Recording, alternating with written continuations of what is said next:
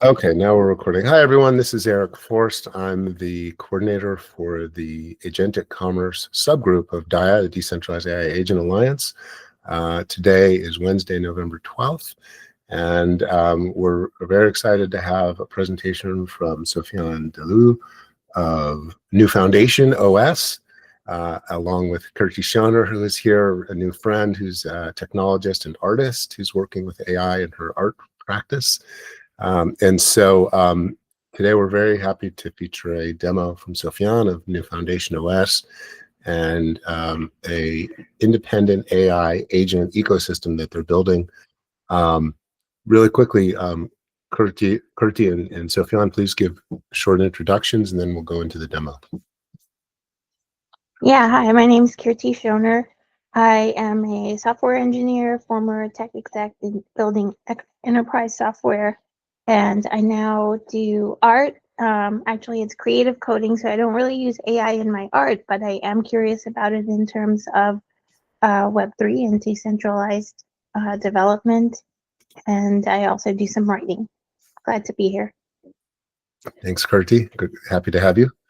And Sofiane, our featured guest for today, why don't you please tell us about yourself and the New Foundation project? Yeah, sure. First, thank you for having me. Nice to meet you, Kirti, Eric, and Lou, and everyone watching. A bit about us. So we started as a project called New Life. The goal was to initiate the movement around reinforcement learning from human feedback.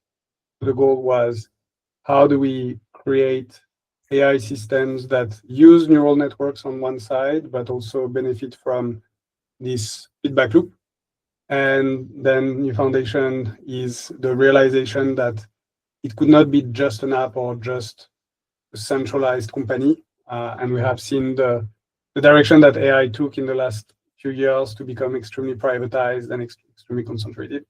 And so we built the New Foundation stack, which includes a protocol layer and a UI layer, which is called New OS. And I'm very excited to introduce it to you guys. Yeah, we'd love to see the demo. Are you able to share your screen and show us some of what you built? Yeah, sure. You should have the sharing controls so that you can take it. So do you want me to show a couple of slides about the overall architecture? And then yeah, that'd be great. Tell us a little about yourself and New OS, how you got involved with the project and how the project got started would be great. Yeah. Cool. Yeah, so basically the protocol under New OS is NewCoin. So you use New OS to access NewCoin. And NewCoin is a peer-to-peer AI system. The vision here is that, in the last 3, 4, 5 years, we had this scaling hypothesis, which is bigger models are better. And that was true. From GPT-2 to GPT-3, there was a big jump in intelligence, GPT-4.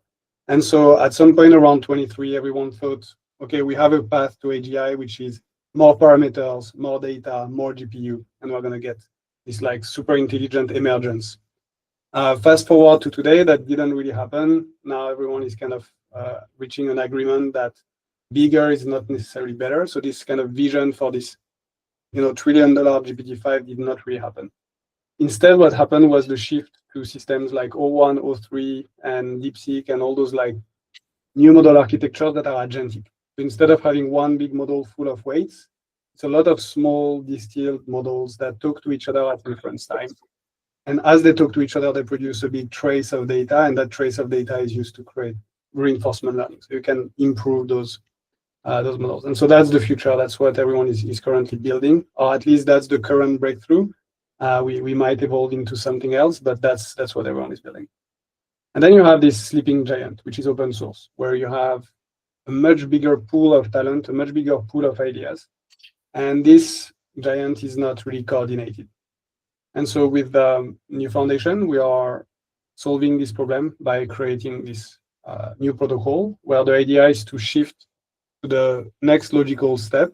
Is now that everyone is building systems, what if we could actually create a network of all those little entities, those little agentic entities? And so then problems arise around trust, around incentives. So that's why we built NewCoin.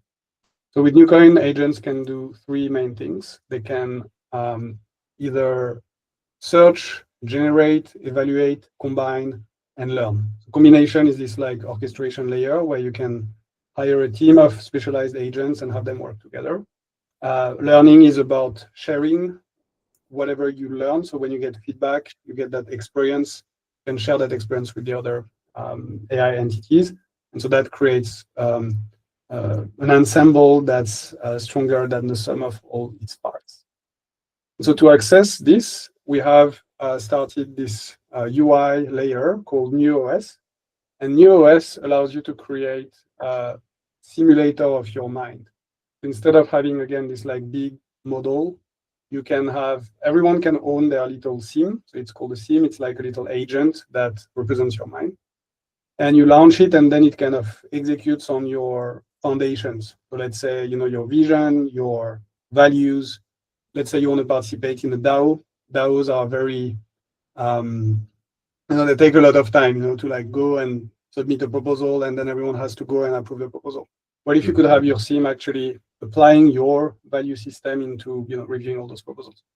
So that's what we have built. And this is a kind of video demo. And now I'm going to switch to the real live demo. Okay.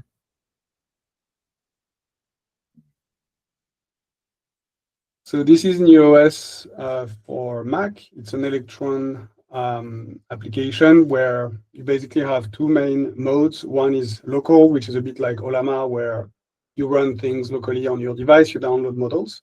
And then there is the version that's online. What I'm sharing now is the online version because there is much more going on there. And so it kind of looks like all the ChatGPTs of the world, all the Grok and so on. Like there is this kind of convergence around how the UI should look like. But there is something that's different, which is that in the backend, instead of having one AI provider, there is a constellation of agents that are going to work together in order to deliver value. You can create yours by going to the AI Studio. And if you go to the AI Studio, you can basically update, and you can basically specify what you want your agent to remember, what model you want to run behind, a bunch of parameters. If you're a developer, you can you change the model in and out, and it's fine, like just to see how it operates differently with different models? Yeah, exactly. So while you are building, you can say, okay, I want to switch to DeepSeek, and then like test it on the right panel. So you can say, okay, here I'm going to preview my sim, and you can test back and forth, which is quite cool. Great.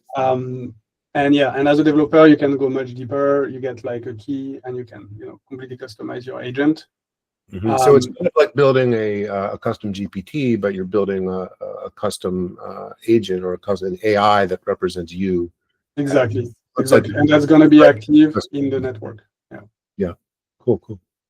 Yeah, and so then what's very, I think, new and hasn't been explored so much is this. This is the explore page where you can see, you can choose like raw models, if you want to just talk to Gemini or Grok, and do all of that in one place, which is useful because you don't have to.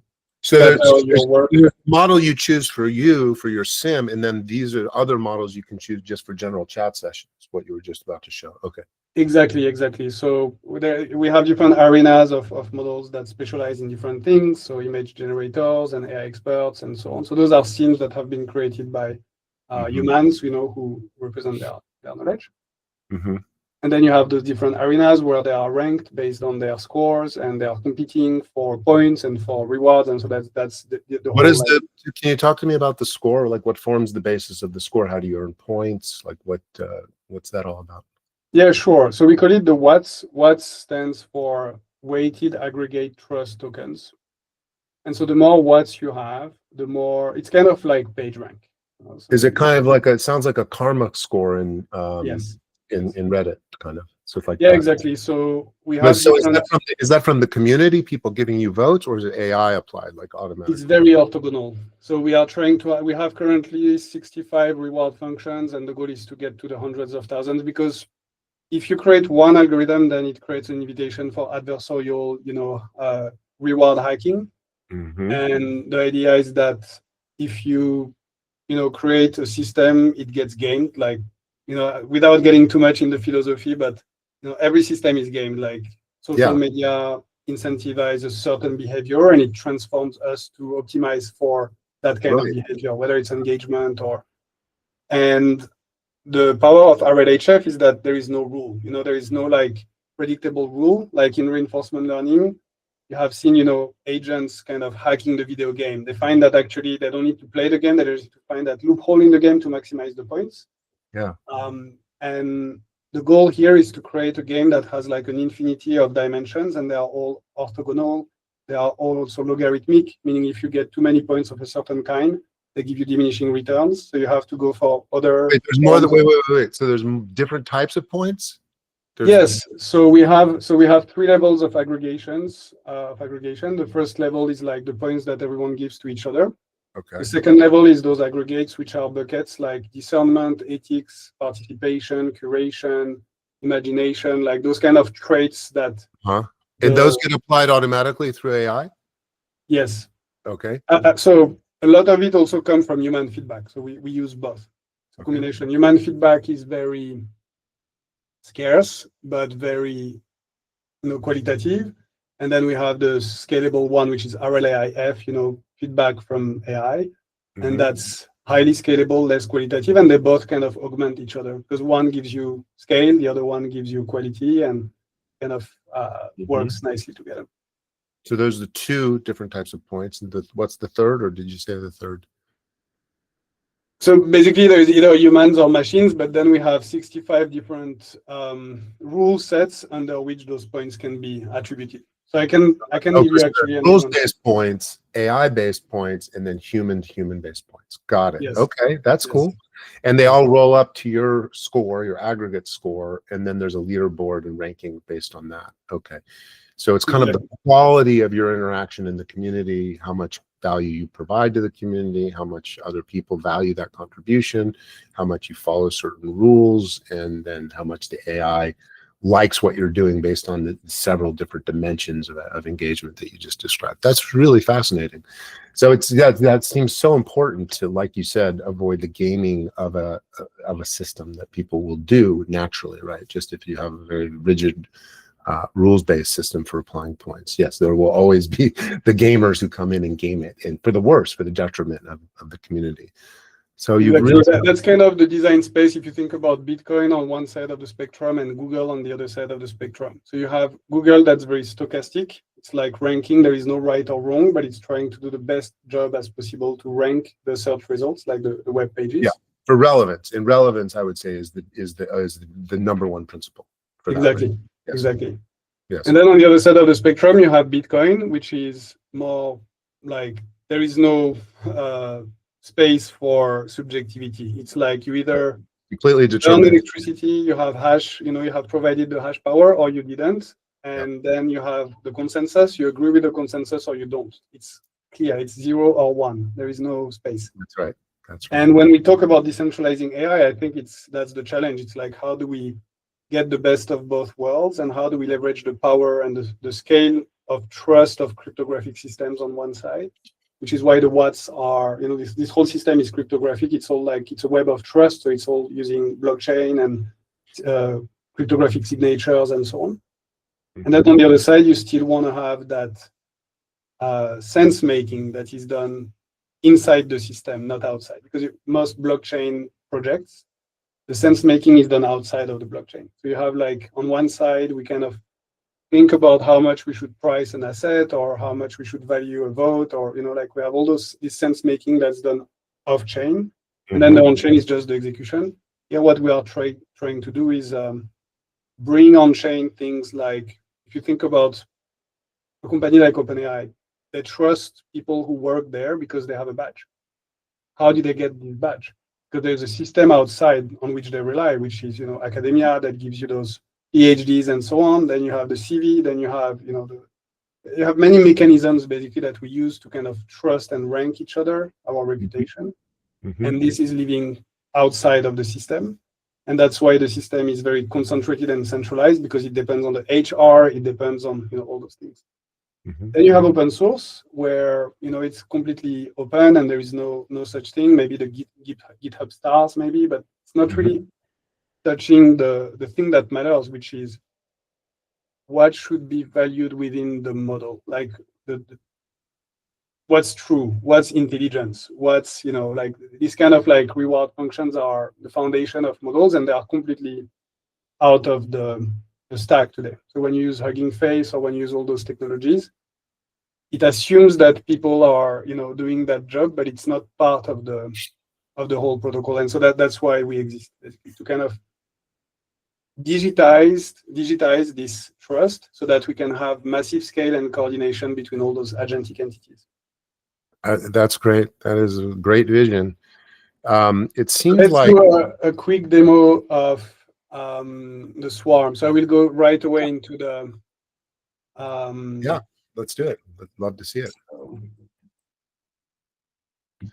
So if I type what's DAIAA, and I chose the swarm mode. So here what you see is not a reasoning trace, you know, like usually you have one model. So the model is going to create a chain of thoughts, and it's going to try to, you know, define, you know, the best possible answer by just thinking, by talking to itself. You know, it's going to break down the problem into many steps. Here, it's actually a network of agents that will talk to each other, that will go and gather information on the web. So for example, now Grok is, you know, doing its own research on Twitter. It's taking a bit of time. And they all kind of bring their piece to the conversation. And at the end, the output that you get is the result of all those agents that collaborate. So that's what I meant earlier by combination. You can search, you can combine, and then you can learn. And all those things are done in this decentralized network. There is no, you know, company in the center that says, okay, this person or this model is right. It's the consensus between all those entities based on their what's. So you can see their wallet here. Sorry, I don't see the screen. I don't know if you're sharing. Oh yeah, sorry, I thought I was sharing the screen. Okay, so I was not sharing all the time. Sorry about that. Yeah, not for this demo. You were sharing before on the other demo. Okay, then it dropped probably. Yeah. So as you can see, like each one of those agents have what's, and now that's the final response. So they all kind of like trusted each other based on each other's what's, and there were probably 20 different agents that contributed to this output. And yeah, agent variance. Okay, so this is really interesting. Yeah, so I thought that was interesting. So at the beginning, when you showed, you had all these different models, and then you showed how they all kind of combine together in this circle. This is what you're talking about. The fact that there's just multiple agents using their models, and then they're coming to a consensus among each other as to which agents get to inform this combined output. So is it like, how does that work? Like, what's the? Yeah, it's interesting. So by the way, on the bottom right, I'm getting what's for participating here. My sim has probably earned some what's. But yeah, basically here, what's happening is, I don't know if you can see here, there is like all those guys like Rocco Basilisk, for example, Life Philosophy, like all those models, they all have their different perspectives. So every model is kind of taking the prompt or the question that it was given. They're all going out and they're generating their response using their model.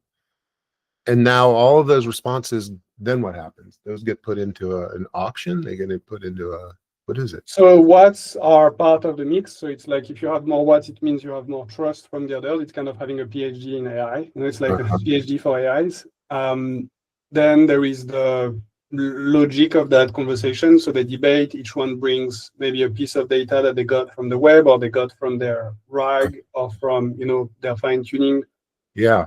And then at the end, they kind of like achieve that consensus. There are different workflows, so there is no one, you know, situation. They kind of improvise. So it's finding where there's consensus among the different responses. So what if there's just like half the agents or a third of the agents are all saying, oh no, it's definitely, like, let's go like to a controversial current events topic, like the Charlie Kirk shooting. Like when that was happening, like, you know, Grok was saying, oh yeah, it's definitely a right-wing shooter, but the other AIs were saying, oh no, it looks like it was probably Antifa. Like there was total disagreement at one point in that whole conversation between Grok and the other AIs. So how does that consensus resolved? Well, so, you know, that's I mean, that's wouldn't the consensus be, oh, it's not clear what's happening? Like, can it, like, my question is, can the consensus of the swarm be, we don't have a consensus? Can it say that it doesn't know something for sure? Is it able to say what it doesn't know? well, it does. For example, like here, there was apparently a technical issue, and so it said, "Hey, my previous search results align the idea of decentralized, even though." So yeah, but in general, it will do what those systems always do, which is they try to reach something. Like they will make a statistical decision, and at the end, that will be the the final response, which is why we have also all those problems of hallucination and so on, because they have to answer something even if they don't know.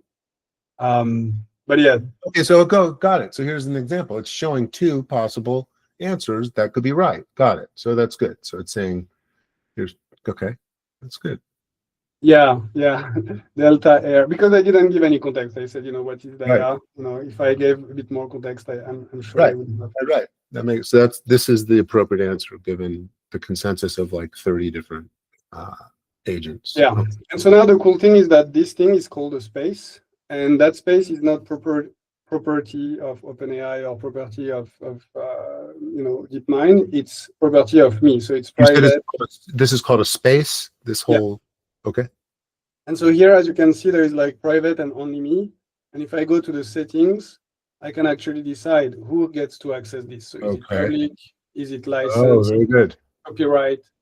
So you don't get harvested by default. You can decide, if you want to sell it, if you want to, oh, interesting. If you want to sell this answer, so you have this answer and you can decide to monetize it. This is now your IP.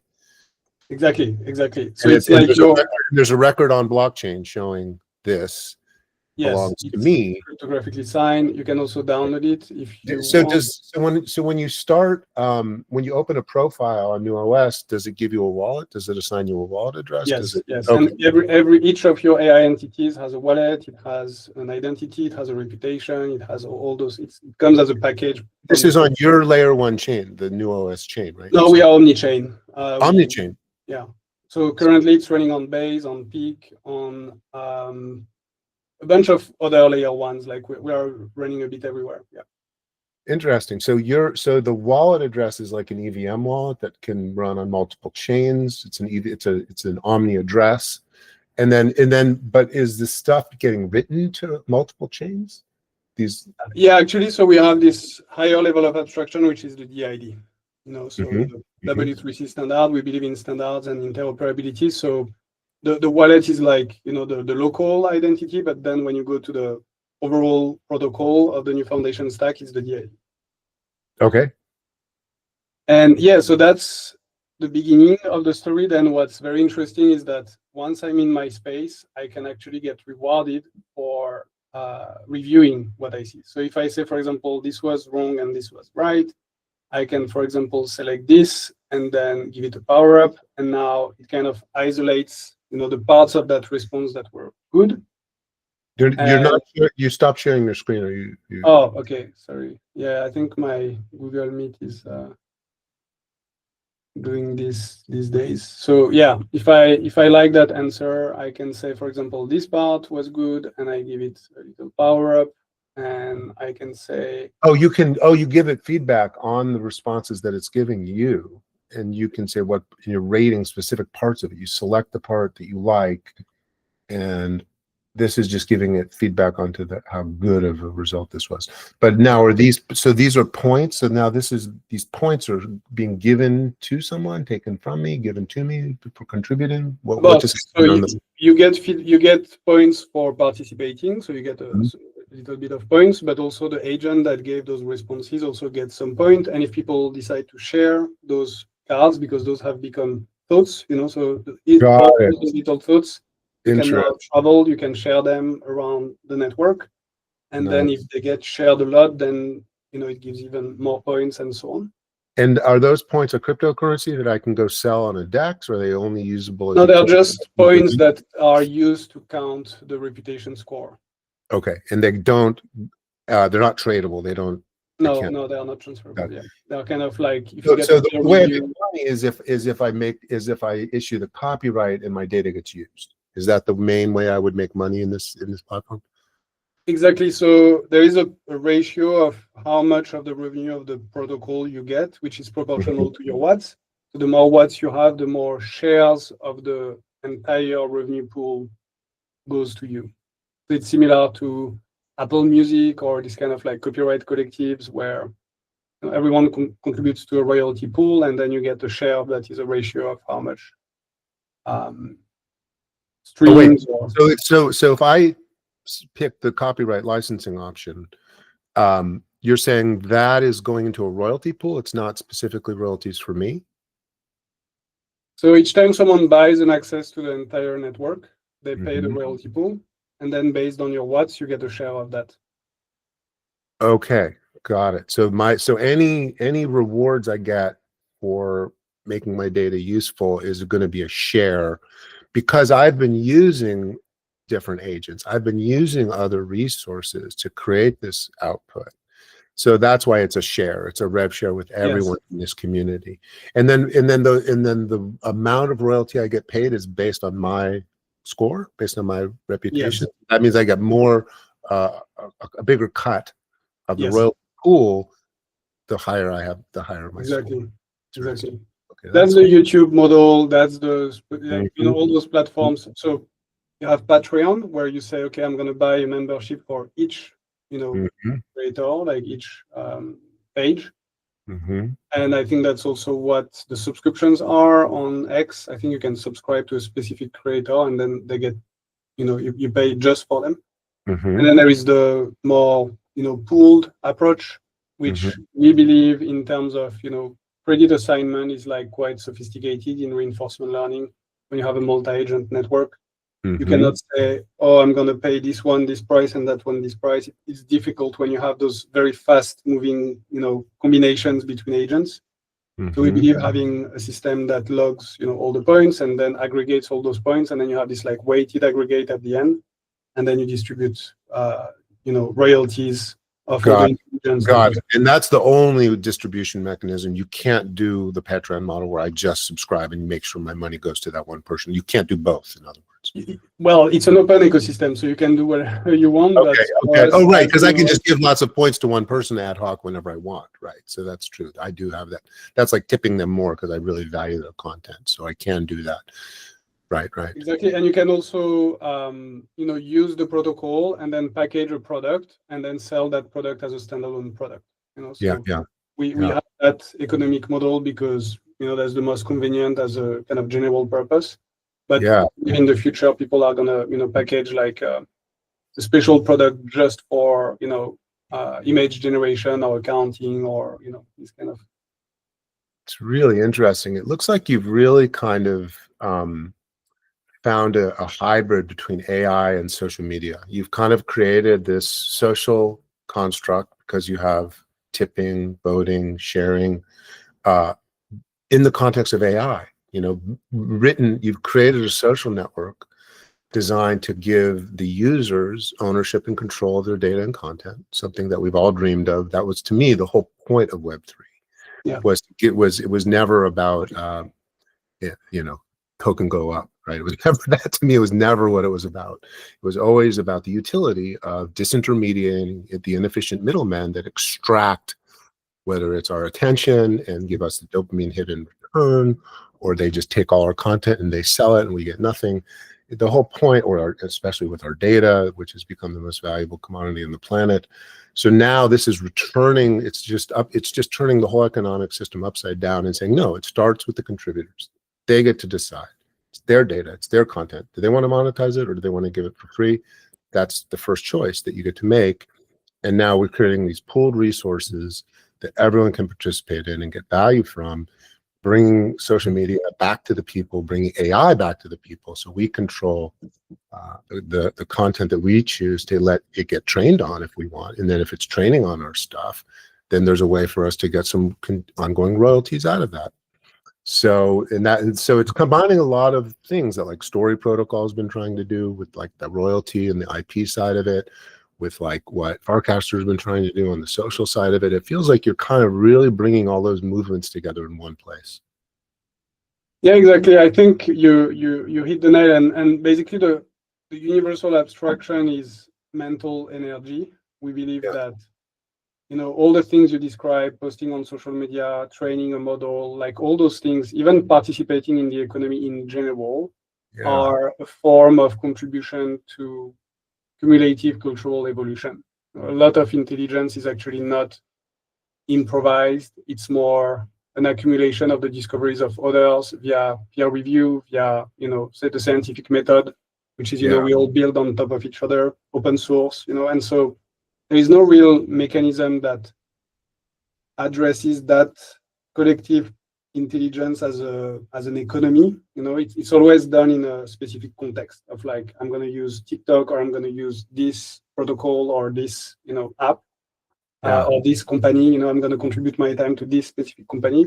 But what if we could all become a giant brain, sovereign with our own amplifier, that like agent that amplifies us, and then having a unit of accounting that is based on like general consensus, because it's also very, I think, difficult to know how much to reward someone for their ideas. It's very difficult. Yeah. And I think that's the only thing that's going to be left once we are in this ambient AI world where everything is automated.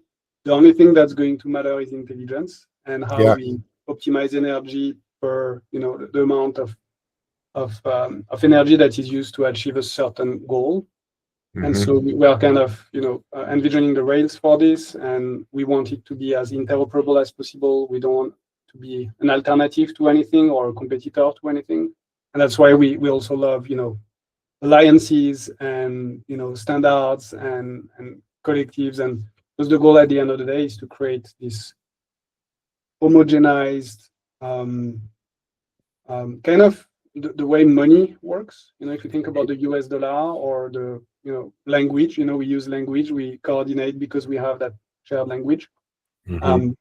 We need to do this for intelligence, for mental energy, for AI innovation, and that the sum of all those things working together, it's going to be the AI economy, not one model. Like this idea that like one big model is going to be AGI. We believe more in this, decentralized, collaborative intelligence between all those agents. So Yeah. that's why we are very excited by what you guys are. It's a really exciting vision. You're the, I've been working in DAI for a few years now, and you're the first one that I've seen look at all of the models as having a collaborative opportunity. That's amazing. That's amazing. I haven't seen anyone else really express it that way. You're right. It's always been expressed as which one will beat the others. And if it's really decentralized AI, it means there's room for everyone. And it's just to what extent do you get to participate, and or to what extent is your model valued? So you're now in this marketplace of models. It's Yes. really cool. I mean, what BitTensor is trying to do is similar, but it's more around orchestrating the training of the models as opposed to the end user, right? And this is accounting for both. But there's room, but it also allows, BitTensor trained models to then come into this ecosystem and compete in that market of Yes. models. So it's there's room for everyone. It seems like you've done a really good job abstracting a lot of the Web3 stuff into the background so that there's just a wallet that's there. I don't have to think about how I do that. I'm assuming if someone has a MetaMask wallet they want to connect to use, they can, which is Yes. nice. But you haven't really built this necessarily for Web3 people. You're not excluding them. You're making it exciting for them. But you've really built it for anyone, for the 98% of the world not in Web3 to come in and feel like this is a place where I can own my data, own my content, not worry about the big tech oligarchs taking my stuff. But in the real world, we know that like 90% of users don't care about their cookie. They never opt out of their cookie. They don't care about privacy. They always just are willing to take the convenience, have the ads. So like in reality, like it's that 10% that care that are the ones that are going to like gravitate toward this initially. And I'm assuming you have hundreds or thousands of maybe alpha beta testers, your initial audience on it. What is the feedback you're learning from them about why they want this product, why they're there? What's the user feedback? Did I describe the ideal customer profile correctly? If not, correct me where I got it wrong. And talk about how you're going to kind of get over that hurdle of most people just not caring about this stuff. They just trade convenience for privacy and security. Yeah, definitely. That's the problem with Web3 since the beginning. So there's a very small amount of enlightened people who really spend the time to go into the whole rabbit hole of like understanding like the Federal Reserve and all those like, very deep, mechanics of how trust is being formed and how it's being abused in many corners of the world. Yeah. And I think that bringing people to Web3 has to be by giving them something that's way superior. And I also agree with you that data sovereignty is not one of the things that people care about. Yep. So the idea here is that, so we started a long time ago. We started in 2017. A lot of the decentralized AI, concepts, we have been thinking deeply about them. We have been engaging with communities. We had a consumer app with like a lot of users, and then we kind of evolved from there. Mm-hmm. And what we have seen evolving is an awareness of creatives saying, okay, now I understand that, because some people live of their intelligence. If you are a blogger, if you are, a fashion designer, or all those people, all you have is your IP. Like that's literally your entire, existence. Yeah. And they are very concerned by, this idea that, in fact, neural networks currently, they are mostly remixing intelligence. They are not really creating something new. So they are good at interpolating within what it has seen in the data. Mm-hmm. And there is also this like, the whole dream of the creative economy, which is, I think, very valid. Like the thesis is valid, but we haven't seen anyone really delivering on it. So we have seen a lot of like hype around NFTs and so on, but it's not really the creative economy. So to have a creative economy, I think we need something that innovators in the world respect. And if they do respect it, they will go to it not because of data sovereignty, but because they want their status and their skills and their taste to be recognized within a community of people they respect. Mm-hmm. And so that's why, academia is like attractive, because it's not easy to get. It's not like if you have money, you can suddenly become, a hype, a scientist or creator. To get a PhD, you have to be validated by, a community of peers who are themselves very, picky and very selective, and that means something. Mm-hmm. And so that's what we believe needs to happen, and AI is the perfect environment to do that, to, get that orthogonal evaluation, and funny enough, models also love being evaluated. That's why we have all this like benchmark and this evals and this reinforcement learning industry, which kind of converges together. You see now products like LM Arena that just raised a lot of money, and a lot of like, those projects around creating rankings, creating a sense of how do we measure the value that those things create.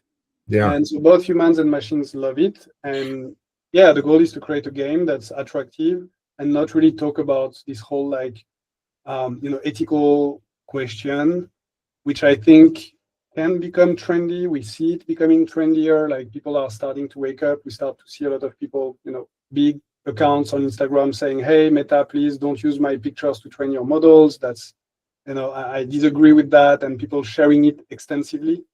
So yeah, this thing is happening, but we don't bet on this. We really bet on, if people find a mechanism to coordinate that is not based on engagement and not based just on money, which is what most of the NFT game was.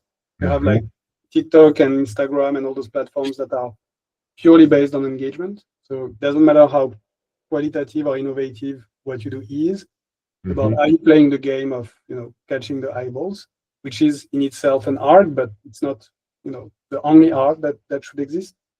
And yeah, I think people are looking for new institutions to measure, because also the art world is also biased and it has its own challenges as well. So people are looking for this like new mechanism to give meaning to, our creativity. And we believe that, yeah, AI and neutrality and consensus and social consensus without the need for it being good for advertisers, because that's also the other bias, which is, So it sounds like you're kind of saying the marketplace will determine the ethics, that what people want to buy, what people are willing to put their money on and their time and attention to it, it will naturally be the good stuff. and that means it will have better. If it's fascist ethics, and more people buy that, and that's what people want. Yeah, I think also, so on one side we want to be neutral, on the other side we want to be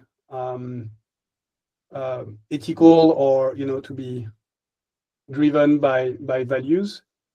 And that's my optimistic take on the world. And I think the consensus. People are naturally good, so naturally good ethics is what will rise in. I think the smartest and most intelligent people in the world tend to disagree on a lot of things, but I think the sum of that works, and that's kind of the whole thesis behind democracy and markets and all those things that are not perfect, but that are still. I think it's true if you get the law of large numbers, when you get enough people. The risk is that if the initial group of people all skew to one ethical model and they take over the platform, that's the risk before you get to the large numbers. Kurti, I wonder if you have any questions, if you have any comments for Sofiane. You're on mute. Yeah, thanks. No, I'm just listening. This is very interesting. I hadn't seen anything like it before. So yeah, I'm gonna absorb it. Awesome. Thank you so much. Yeah. No, I mean, I'm very interested in your take on ethics and your take on economics, and this whole model is fascinating. I think it's a really, really smart approach to it. I guess another question I have is the trust question, right? Because at the end of the day, whether someone like for me, honestly, Madby sent me the invite to create my sim, and I've been busy. It's like, okay, I want to do it, but part of me is like, okay, that's really personal stuff that I'm going to give this sim to make it represent me and be able to go out and do the DAO voting and all these things. Who are these guys? Like, who am I giving my information to? Like, I only know Madby. I don't even think I met her in person, right? Like, just through LinkedIn, online. You seem like genuinely nice people, but so like that to me is like the barrier to entry, right? Like, I haven't even done it yet, and I'm a Web3 guy. I love this stuff, but I want to get to know you better before I make my sim. How do you get people over that barrier? Like, that's the ultimate barrier, right? Who do I trust? Do I trust these guys? Do I trust them more than tech oligarchs? Why? Well, so trust, I would say there are many dimensions, but let's talk about the top three that come to mind.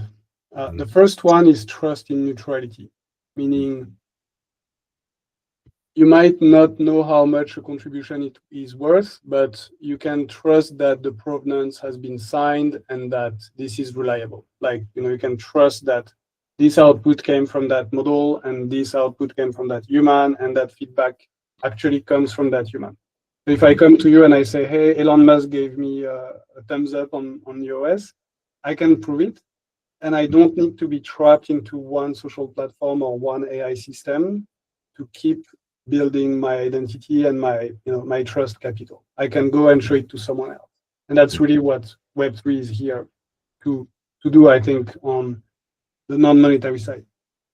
The second aspect of trust is okay, I know that it's that person and I know that it's real. I know that this data has been signed by this account, but how much is it worth?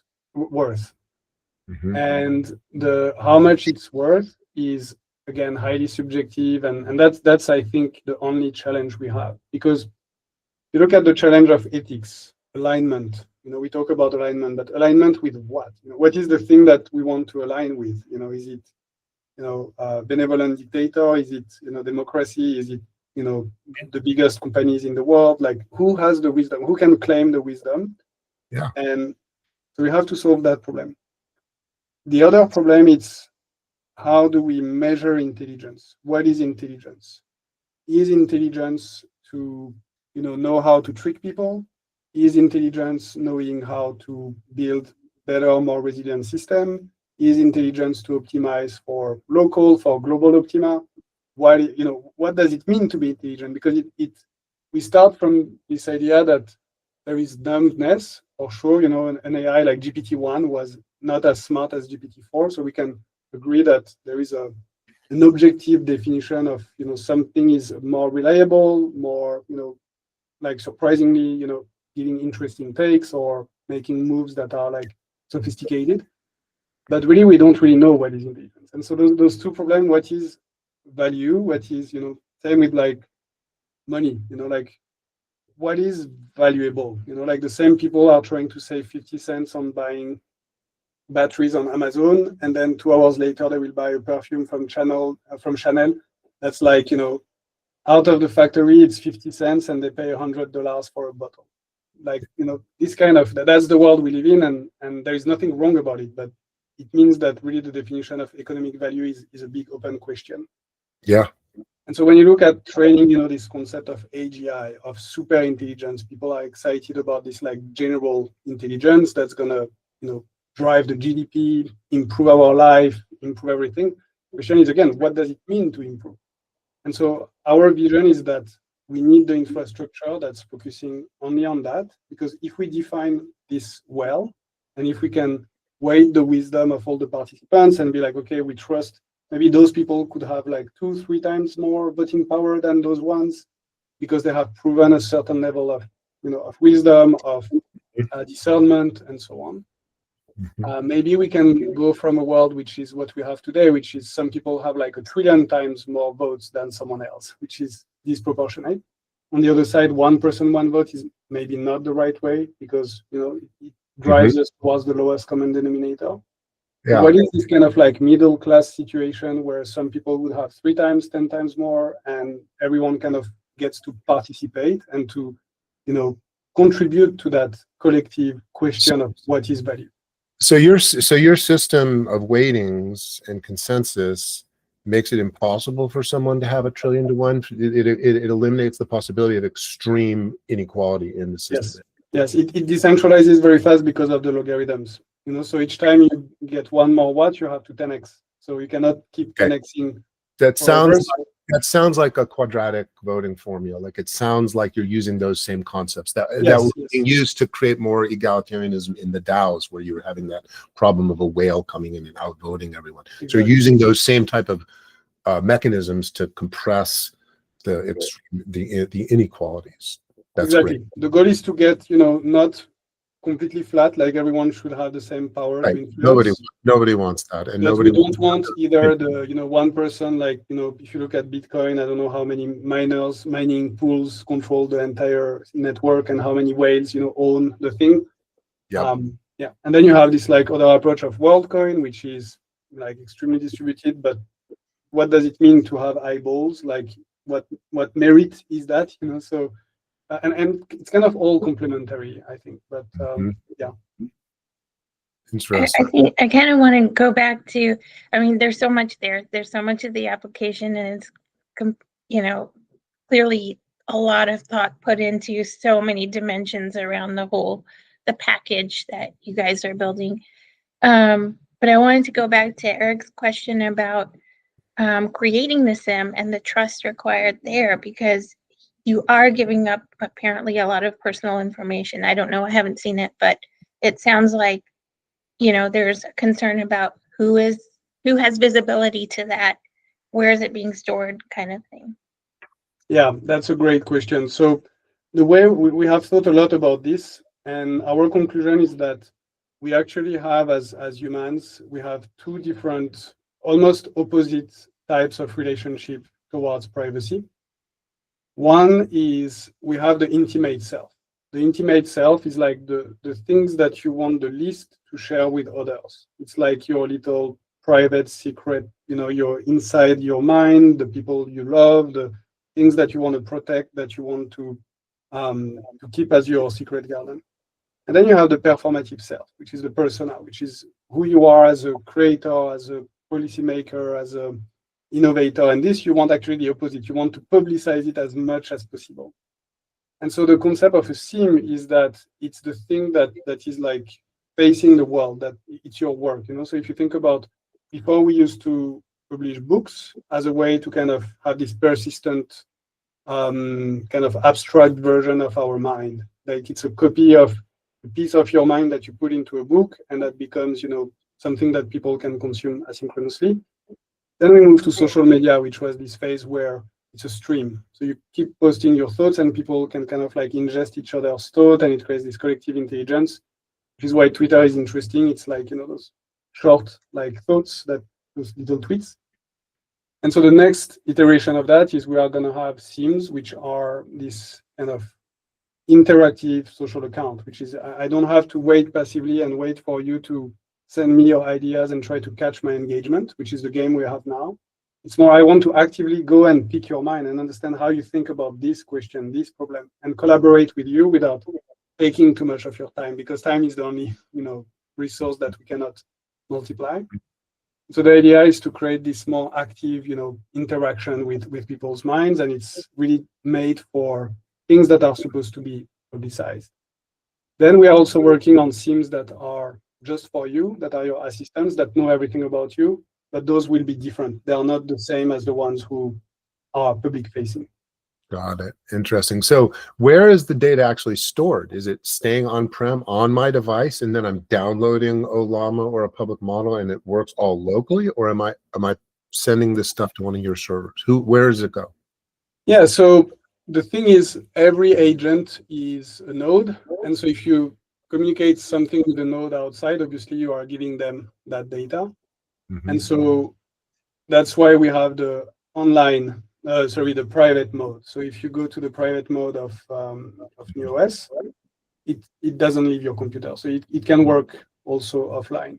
So I can pick. So if I pick private mode, it never leaves my computer. I'm creating my SIM locally, and then so all the input data isn't uploading. It's staying on my local computer. I mean, do you have a way to like show that so someone can see? Yeah.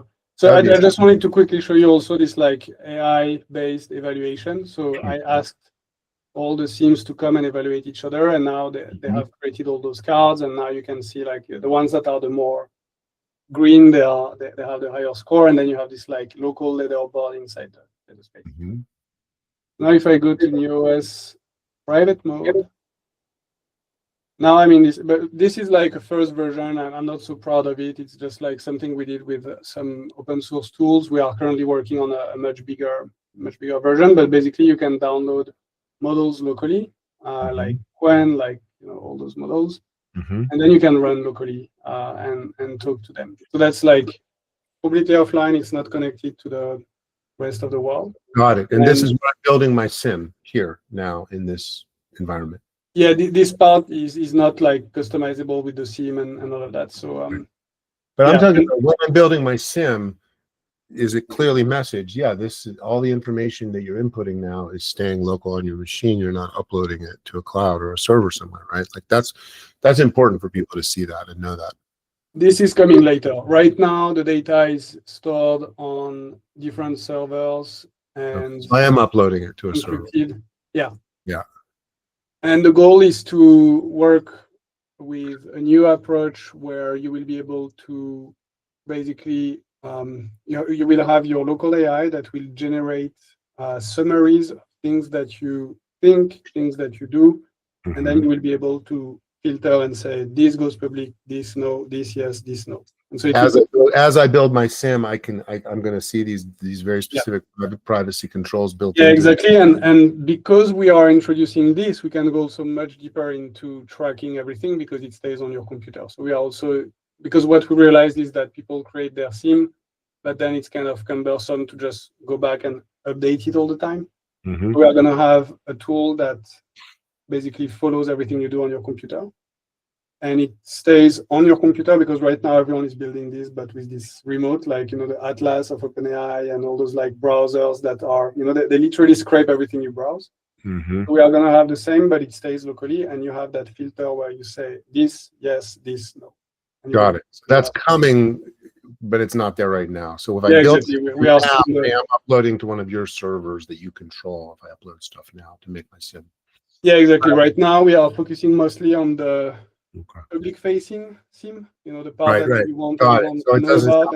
It's SIM, it's my per public persona SIM. So got it. Okay, so I don't have to put the intimate stuff in now. I can save that for when I know it's a private, local. Exactly. I mean, it is private, like we are, it's encrypted and so on, but we are Web3 people and we don't believe anything, it's like it has to be physically private, meaning on your Yeah. device. Exactly, and people need to you need to give them as much visible tools to show that that's happening, to help them trust that. It's really amazing what you're building, Sofiane. Thank you so much for sharing with us. We're at the end of our hour. So like I said, I recorded this call. I'm going to share it to the YouTube for DAIAA, so this will be out there. People will be able to see your demo, learn more about One Foundation, and again, you do have a blockchain, right? You have a layer 1 blockchain, but you're allowing people to write this to multiple chains. That's currently we are not running our blockchain. We will definitely. We have built something, but currently we are just using the existing EVM stack and letting people choose. So yeah, and it will stay like that. It will stay like that. We'll just have what layer 1 for real quick, where does your come in? Yeah, where does your chain come in? That's the one last question I had. Yeah, the reason why we built a layer 1 is because we wanted to have a highly scalable solution for peer-to-peer staking. So we want high frequency staking between SIMs where they will be able to like stake into each other, and that's gonna influence the consensus basically. And so to do that one action, it will likely run only with us because it's a custom layer 1 that's built in C++ that's made just for that, and it's highly efficient for that. It can do like hundreds of staking operations per SIM per second, but then all the rest, like the reputation and the other layers of like financialization, they can run anywhere. Wow. So that's coming later, that layer, introducing your layer 1 to do private staking with each other. That's coming. That's on the roadmap. So that's why. Exactly. That's why it's there. Okay. No, that's great. Well, I think you've given me enough confidence to try it out. So I will make my SIM this week, and then on our call in 2 weeks, I'll demo it and show people my experience of using a new Foundation SIM. And maybe before we go, I would love to hear more about where is DAIAA today and what are your goals for like. Yeah.